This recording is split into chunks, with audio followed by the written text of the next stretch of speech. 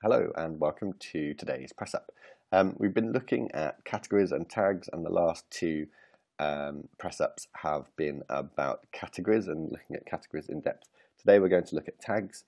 If you're not sure of the difference, go back and look at the first press up on this topic where I explain the difference. But as a really quick recap, categories are a way of they're like buckets of content that allow you to break your site up into distinct sections. Tags allow you to say in a little bit more detail what your posts are about. And they're very similar. So here's the categories screen where you can edit categories. And if I go and click tags, this is the tag screen. And it kind of looks very similar. We've got this additional popular tags section, which says which of the things we talk about the most on our site that we've tagged.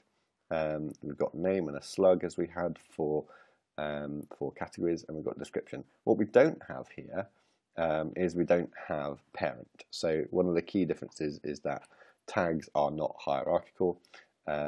So just bear that in mind. Tags don't have parents. And one of the big differences as well is that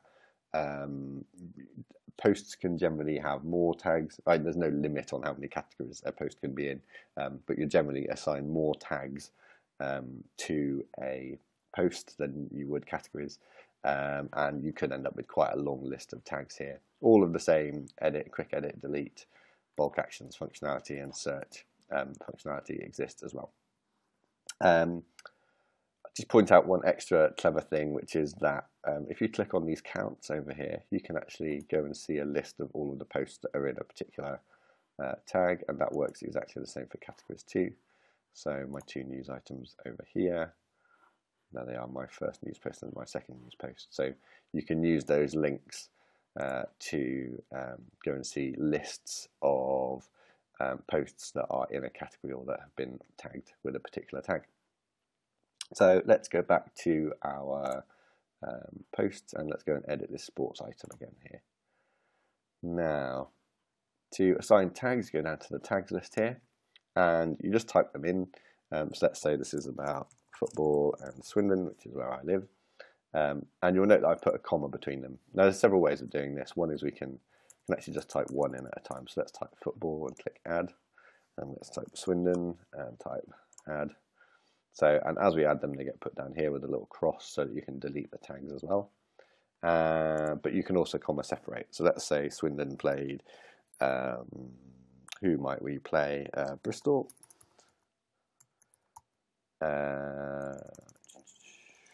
Do it like this, just to show that they can be uppercase as well. Oops. Let's add that in. So spaces are allowed and capitals are allowed as well. I've just happened to use a convention of lowercasing lots of tags here. I can also comma separate them. So let's put goals and Saturday games or something like that.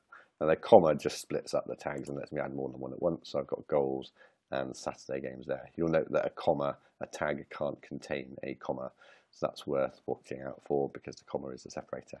I can also use this to use from the most used tags, which will show me my most used tags. Tags that are used more will be bigger in this list, so it's easier to see which tags get used the most. And once I've done that, I can update my post. Excuse me. And that post now has a load of tags associated with it. And if I go and view my post, again, the theme will choose to display these in different ways depending on your theme, but here are all my tags here. And just as categories do, tags have archives, have lists of posts that have that tag.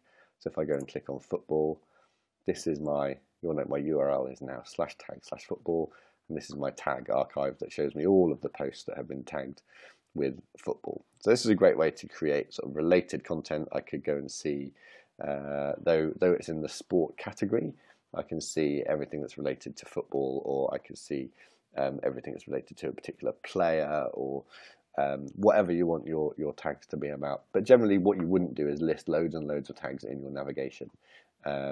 So as you might do with categories to break your site into different sections. So hope that's been useful on tags, and that kind of completes the categories and tags bit for now. Let me know if you have any questions about categories and tags.